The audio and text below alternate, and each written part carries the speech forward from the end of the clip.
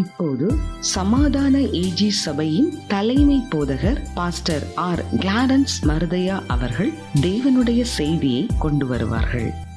கிறிஸ்துவுக்கு அன்பானவர்களே, இந்த நாளிலேயும் இந்த ஊடகத்தின் மூலமாக உங்களை சந்திப்பதில் மகிழ்ச்சி அடைகிறேன். இந்த நாளிலே ஆண்டவர் நமக்கு தரக்கூடிய வார்த்தை என்னவென்றால், தேவன் பொய் சொல்ல ஒரு மனிதன் அல்ல, மனம் மாற அவர் ஒரு மனுஷனும் அல்ல. அவர் சொல்லியும் செய்யாதிருப்பாரோ, வசனித்து நிறைவேற்றாதிருப்பாரோ.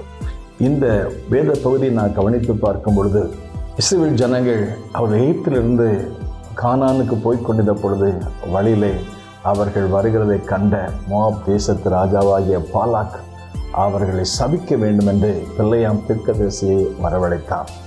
அப்படி வரவழைத்த போது பிள்ளையாம் சொன்ன காரியம் என்னவென்றால், கர்த்தர் சொல்லுவதையே நான் சொல்லுவேன் என்று சொல்லி அவன் இங்கே வந்தான்.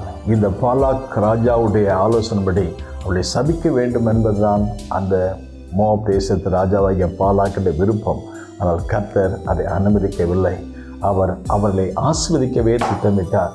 ஏனென்றால் இஸ்ரவேலை ஆசீர்வதிப்பதே தேவனுக்கு பிரியம் என்று சொல்லி இந்த இஸ்ரவேல் ஜனங்களுக்கு சொன்ன ஒரு வார்த்தை என்னவென்றால், அவர் யாக்கோபிலே அக்கிரமத்தை காண்கிறதும் இல்லை, இஸ்ரவேலிலே குற்றத்தை பார்க்கிறதும் இல்லை. அவருடைய தேவனாய கர்த்தர் அவளோடு கூட இருக்கிறார். ராஜாவின் ஜெய கம்பீரம் அவர்களுக்குள்ளே இருக்கிறது என்று சொல்லி இந்த எண்ணா புஸ்தகம் 23ஆம் அதிகாரம் 21ஆம் வசனத்தில் வாசித்து பார்க்கிறோம். அருமையான தேவனுடைய பிள்ளைகளே, இந்த நாளிலே இந்த நிகழ்ச்சியை கவனிக்கிற உங்கள் வாழ்க்கையிலையும் உங்களுக்கு எதிராக அநேக மக்கள் வந்து உங்களை ஆசீர்வதிக்க வேண்டியவர்கள் அவர்களை சபிக்க வேண்டும் என்று எதிராக வரலாம்.